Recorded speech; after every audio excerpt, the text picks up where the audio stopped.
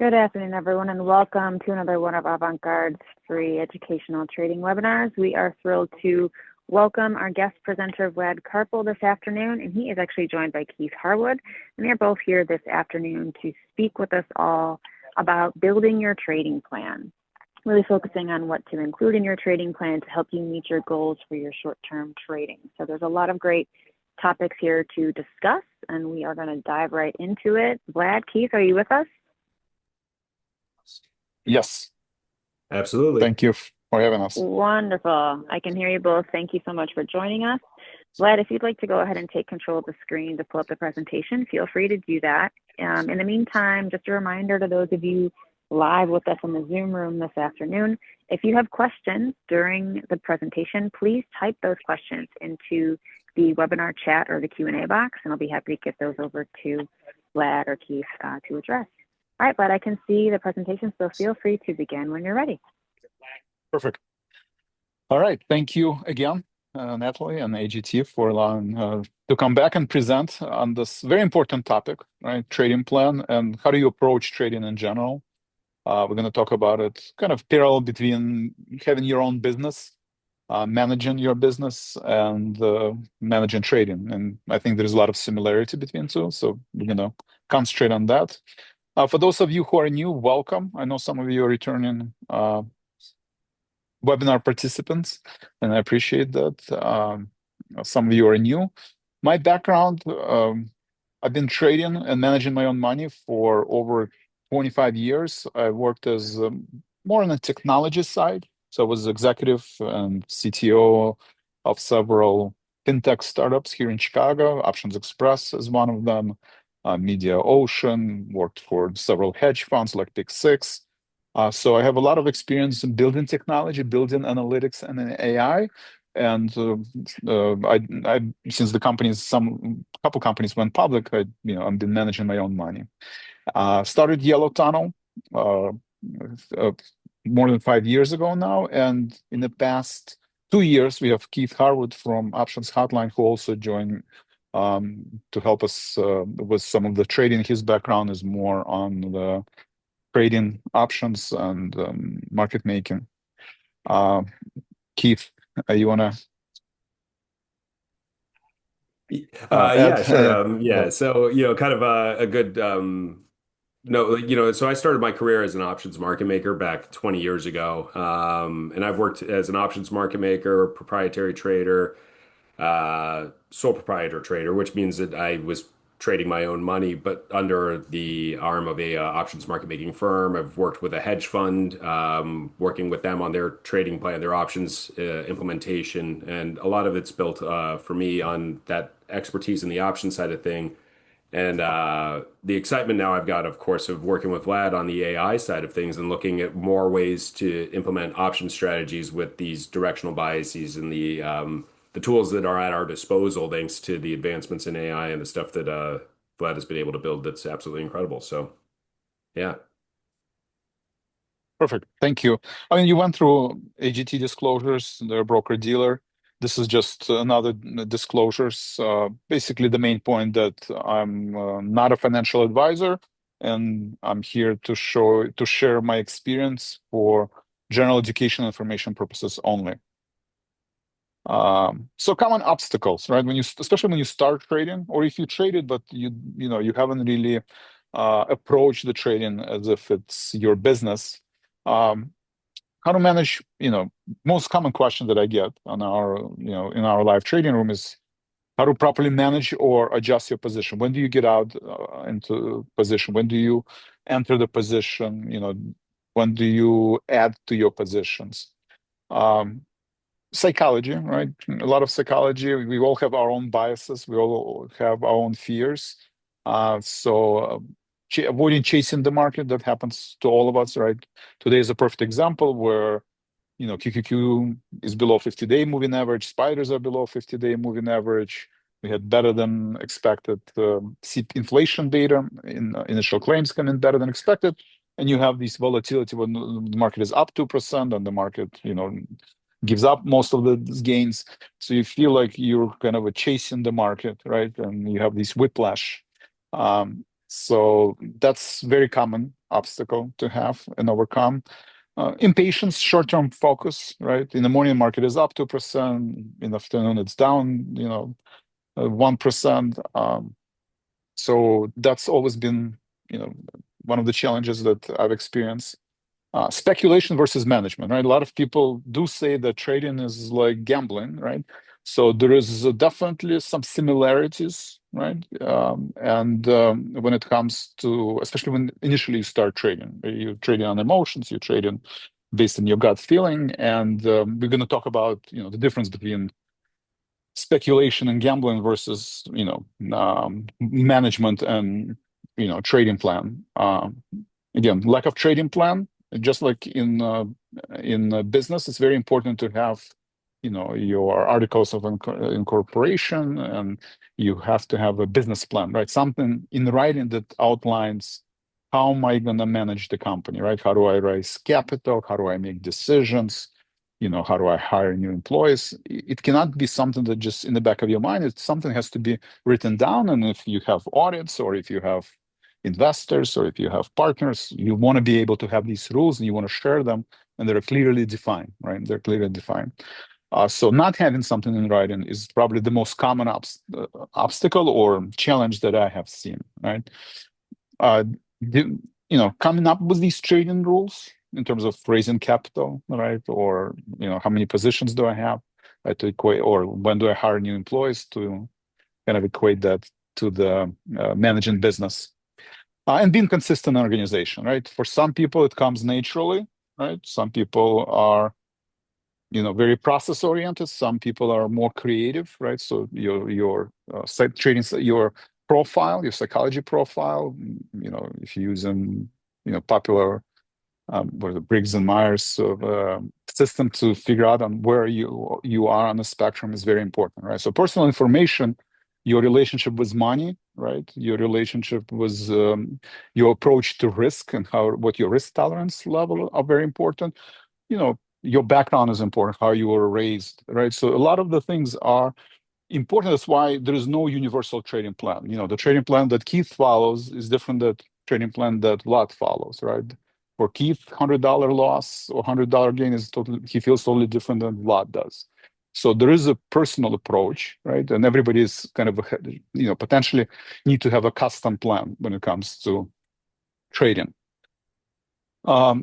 Another parts of the trading plan components, kind of understand market forecasting, right? Kind of bottom up and top to bottom approach, right? Personally, I'm not sure about Keith, but probably so too. At least I am more of a top to bottom approach, right? I need to understand where the global economy is, where the interest rates are going, right? And you can see it, especially in the past few months, the path of interest rate cuts will determines more where the market is heading, more so than Nvidia earnings or investments in AI, right? So approach to the macro economy, right, and market forecasting from top to bottom is very important. And then we're going to talk about just trading in general, right? The trading posture, trading rules, right? How many positions do you have? How many? What the position size is very important. So these trading rules: do you trade crypto? Do you trade ETF on crypto? Very important. Risk management, right? Most important from my perspective. I mean, one is, I think, self-awareness, right? So emotional intelligence, self-awareness, personal information is very important, to be open with yourself and kind of review some of your goals, and what you can and cannot do is important. But more important, or just as important, the risk management, right? How many positions do you have? What is your drawdown in your portfolio? And we're going to spend at least a few minutes talking about position size. Record keeping, say, very by my personality. I mean, I am process oriented, but I hate keeping journal and writing things down and analyzing patterns. It just takes time, right? And by nature, I'm a little lazy. So, but throughout, my experience, I do realize that to internalize the information, to keep yourself accountable, just like you do it in the business, right? You have your income statement, you have your cash flow statements, you have your, board director meetings, and you have to present information in writing, right? To your members, to your investors. So record keeping And analytics are extremely important. And if you don't do it in writing, right? If you just kind of trade it based on your gut feeling and you forgot what happened last time interest rates went down, or the last time dollar went up, or what happened in 2022 when Fed raised interest rates, what was the sequence event. If you didn't record that, then you don't have that historical patterns, and it's going to be hard for you not to repeat the same mistakes you've done before.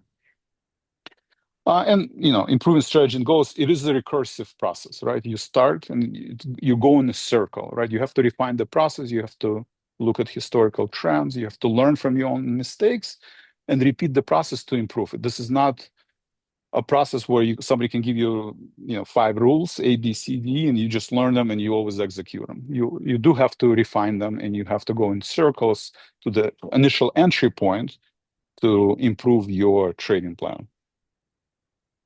So personal information, again, if you've been in my webinars, I quote Thinking Fast, Thinking Slow. There's a lot of books on behavioral economics, prospect theory, but they all start with emotional intelligence. Just like IQs are very important, and reading chart patterns and have analytics is very important. The first step is to understand what are your strengths and what are your weaknesses, right? And take advantage of them, right? If you're very process oriented, then okay. How do you get creative? If you're very creative, how do you build them, more process oriented? And very often I talk about you kind of you have 2 forces moving you in different direction, right? One is the fear of missing out, right? Market is at 50-day moving average. AI is here. Earnings are better than expected. Unemployment data came in, with an expectation. Inflation continues to go down. We're going to be up, 20% next year. So naturally, you have a fear of missing out. We all experience that. But on the other side, there's always a fear of future regret. So fears, if you talk to any trading psychologist, they will tell you that fears are always pushing you in these 2 directions, right? Very important to have a clear mission statement. What are you trying to do? Just like in the mission statement in the business, I'm trying to help self-directed investors to improve the returns on their investments, right? So you have a mission statement, right? In trading, same thing. My mission statement is, I'm trying to build a part-time income to subsidize, education for my kids. Okay. So mission statement, vision statements, right? Very important, right? How am I going to do this? Vision statement. I'm going to, invest in coaching. I'm going to invest into building, getting tools. I'm going to invest into education, and I'm going to treat it as a business, and I will improve my results quarter over quarter, year over year, right? So mission statements and vision statements in writing is also very important, just like in any businesses, right? You want to figure out what your mission statement, what you're trying to do, and vision statement, how you're going to get there, right? So market forecasting, right? I touched on that, versus positioning, right? Market forecast, if you think interest rates are going down and we're not going to have a stagflation, right? And ultimately these 10-20% pullbacks in AI stocks, it's healthy, and we're still not in the last inning of the AI revolution, but only in the middle of the game. Then you want to be, you look at that's the market forecast, right? Then you probably want to go be, and if you think, next year is the midterm elections and we're in year 4 and it'll be positive, then maybe you want to position your portfolio where you have more bullish positions than bearish position, right? Trading positioning is position size and how do you adjust your positions today, right? So we're going to talk about that today. You look at support and resistance. We've seen QQQs at 600 level, right? SPX is kind of stuck between 6,700 and 6,900 on SPX. So you look at these support and resistance levels and you make adjustments, right? Without trying to chase the market, right? You look for, market has been under pressure. You probably, today is not going to be enough to determine whether the market is going to reverse or not. Maybe you need at least a couple of days for the market to be above 50-day moving average to say, okay, these fears are overblown, and we're approaching Christmas, and it's from seasonality point of view, we're going to be higher highs and higher lows going into the end of the year and maybe first quarter of next year. But you need data for that, right? So you need data for that, and that's positioning. So market forecast is how do you feel about, not how you feel, but based on macroeconomic data, what are your thoughts on where the market is heading? And we're in the fourth year since the last bear market in 2022. How do you feel about midterm elections? How do you feel about tariffs on China and path of interest rates? So that's market forecast. And trade positioning is, how do you adjust your positions? So market forecast, long-term trends, right? Short-term trends, very important, right? Short-term trends, everybody kind of zooming in on path of interest rates cuts. Is it one interest rate cut next year, or is it three interest rate cuts? And in terms of those are long-term trends. What is our relationship with China? They're going to invade Taiwan, and when are they going to invade Taiwan? So these are the longer-term trends and the longer-term decisions you have to make. Short-term trends, obviously, right now nobody cares about the China and U.S. relationship right now, right? Maybe this week, right? Or nobody cares about the next earnings season starting in January. Right now, everybody's focused on, employment data, right? Whether there is a signs of recession, and everybody's focus is on how many interest rates are going to be next year, and who's going to be the new Fed chair. You do want to look at the volume, right? So these are some of the things you have to consider when you do market forecasting. You have to keep an eye on, Russell 2000, NASDAQ, S&P, so on indexes, right? Most of the volume comes from these ETFs, from these indexes like SPX, NASDAQ, Russell. You have to pay attention to sector rotation, right? Value versus growth. That has been a debate for the past few years. Right now, it's still a debate, right? A lot of people are shifting to campaign that, high beta stocks are overbought, and you probably want to diversify into more of the value stocks. Maybe it's some of the industrials, maybe it's financial stocks, maybe it's healthcare, maybe consumer discretionary, but you don't want to have all of your positions in AI stocks, right? Or in Bitcoin. Right, so money flow, sector rotation, very important to keep an eye on, and volatility, right? And Keith is expert in volatility. Is the premium justified to pay? Is VIX going to 30, right? Or is VIX going back down to 12, right? And what is your view on volatility? Trading positioning, right? We talked about different types of trades. Some people do swing trading, right? The time frame is important. Is it short-term, long-term trading? Types of trades we do, you only trade stocks? You have to make a decision. Like, do you only trade stocks, or do you trade options? Do you trade multi-legged strategies like option spreads or butterfly? But based on your view on the market and your view on the volatility, different strategies are more appropriate, right?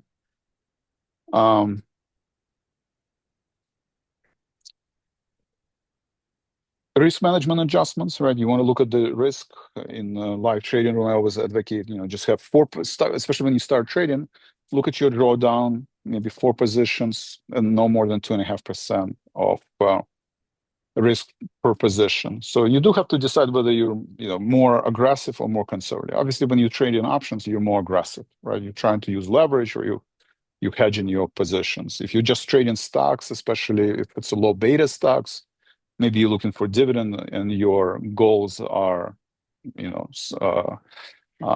more conservative. So again, trading rules plan, very important to determine the time frames you trade in, right? We have subscribers that are day traders and only they look at the 15-minute chart, 1-hour chart, right? We have people that hold position for a few weeks or a few months, then they look at the daily, weekly charts. So looking at the short-term, medium-term, and long-term trends are very important, right? Position sizing, how much to buy or sell, that again, very important in terms of number of positions, position size.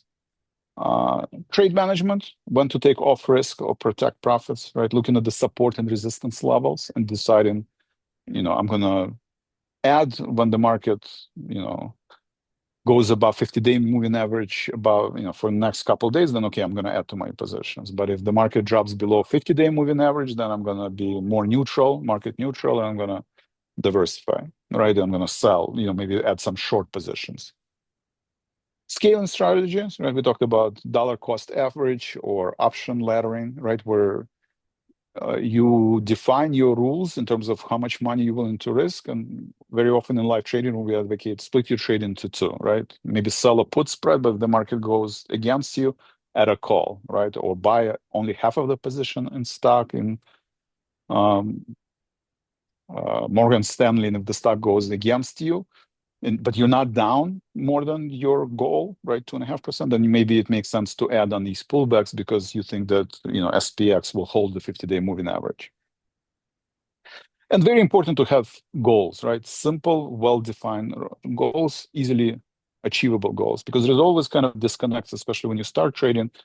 Your goals are set very high, but you're based on the probability, the reality, there's disconnect between your goals and what the real returns are. So you want to make sure that the goals are well defined and simple to achieve, right? And you can write them down, right? I'm looking for, 1% return a month, or, and I'm just going to trade stocks, or I'm looking for, 2% return a month, but I'm going to trade cover calls, or I'm going to have 5% return a month, but I'm only going to trade single options because I'm more speculative, more aggressive.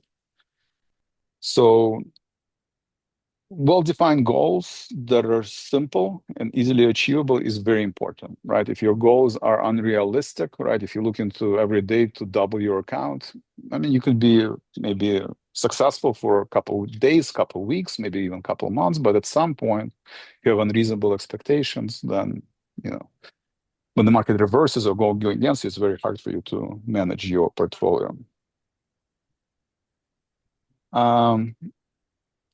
Any questions? I know I talk a lot.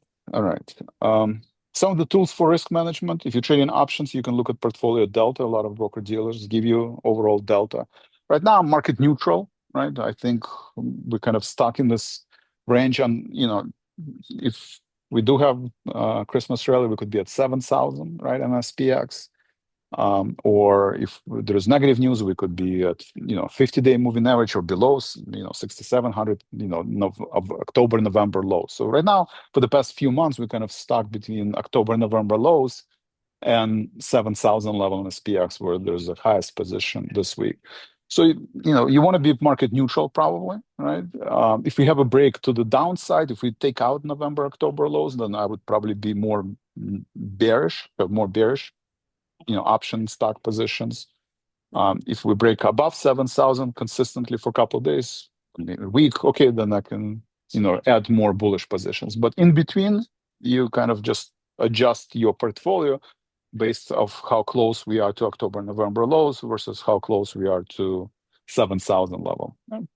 Portfolio beta, if you only trade stocks, you want to look at the portfolio beta, right? Right now, beta stocks are under pressure, right? You can see that if the companies are not making money, if their cash flow is negative, even if they're in AI or, EV,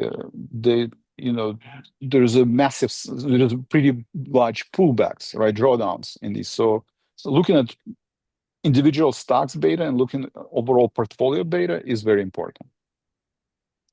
Trade risk, right? How much risk you taking per trade? Usually in live trading, when I say 2.5%, but again, we're all different. If if you have a large portfolio and you have, low risk tolerance level, then, maybe it's only 1%, right? But that's important. Number of concurrent trades, right? In live trading, if you knew, I usually say, limit to 4 trades. Risk adjustments, when to take more or less risk based on the market conditions, right? We always debate with Keith, when the trade goes against you, do you add to position because you do see a reversion to mean, or based on the current trend changes and money flow, maybe it makes sense to get out of the trade. And again, important to decide when to take a break from trading. I know risk management is the most important, Keith. I want to kind of maybe just pause for a second, see if you guys have any questions, and maybe if you can add, on any of these slides, or more important on risk management, what are your approach to trading planning? Yeah, I mean, one thing I want to note here, because I see it a lot, and I think, after years of maybe making certain mistakes early on, it's easy to now reflect on them and see the initial maybe mistakes that people often make. And I think one of the biggest mistakes that I experienced and many experience is having too many positions at a given time. Not necessarily because I love all, whatever, 30 positions, but because I started just building too many and not taking off stuff that I was maybe not as convicted on at the time. So if you have this trading plan and understand that you're going to limit yourself to 4 trades, 2 trades, 6 trades, whatever your number is, if you start getting towards your limit, now you have to make a decision on what to exit in order to add a new position.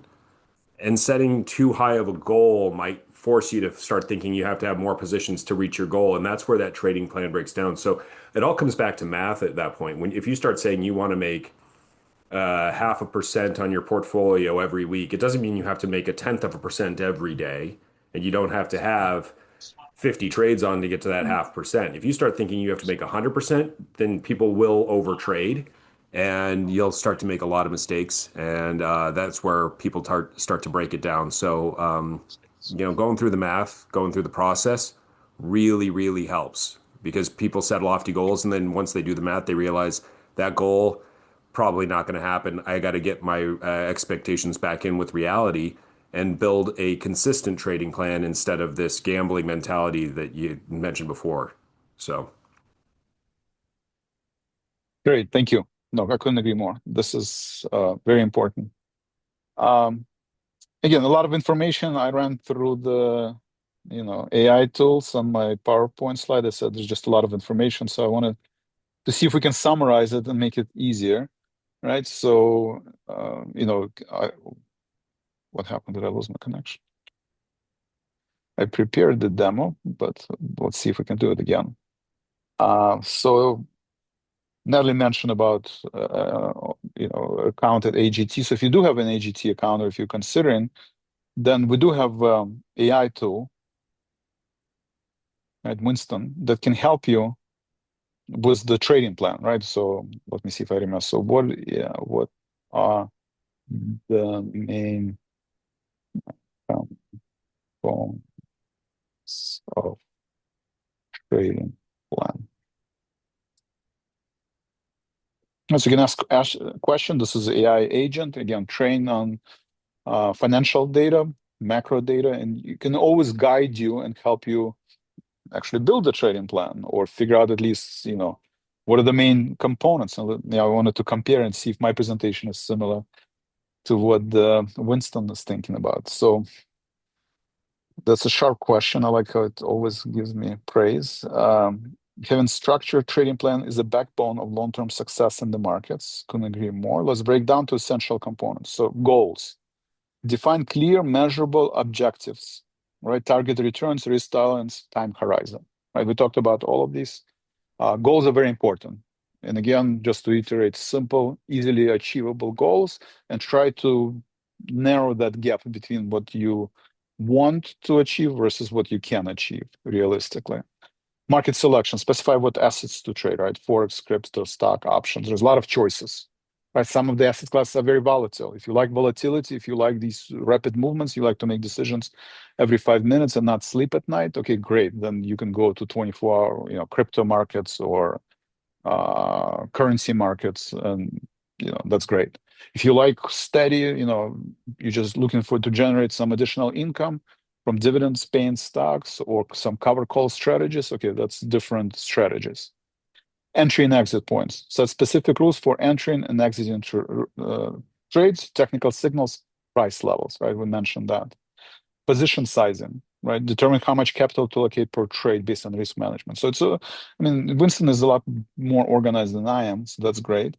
But it's very important. But Winston doesn't know about my PowerPoint presentations. I can tell you that in advance. But these are the good news, that it's trained on multitude of data, different sources, financial, and basically coming up with the same rules, right? Risk management, stop loss levels, 50-day moving average, 200-day moving average. Trade management, trailing stop, scaling in and out, right? Dollar cost average, option laddering, record keeping, right? Treat it as a business. You have to have a journal. Like, I believe you cannot be a successful trader unless you have your rules written down and you journal and analyze. Just like you cannot have a successful business if you don't have a business plan, right? And you don't have some kind of operating agreement that I can go back to and reference, right? And if you don't have your, board meeting minutes with rules and decisions. So record keeping is, very important, and it's just a review and adaptation, right? It's a circular process. You keep your journal, you look at the performance, and then you go back and say, maybe I'm too aggressive. Maybe I need to have less positions, like Keith mentioned. Maybe instead of looking for, 0.5% return every day, I'm going to look for 0.5% return every week, right? Something that is more manageable. A robust trading plan removes emotion from decision making, right? We want to try to we're all emotional human beings. You can remove emotions. When the market goes against you, you're never going to be happy, right? But you don't want your blood pressure to go up, right? Or you don't want to lose sleep at night. So having the trading plan where you follow and execute over and over again is extremely important, right? Consistency is the key. And risk management is non-negotiable, right? Protecting capital is as important as seeking returns. Okay, so I like it. Okay. If I am, now we can ask them, build me a trading plan, right? If I am a short-term trader, right? And I trade option calls only, and I hold position for a couple of weeks or months. What can you suggest a trading plan for me?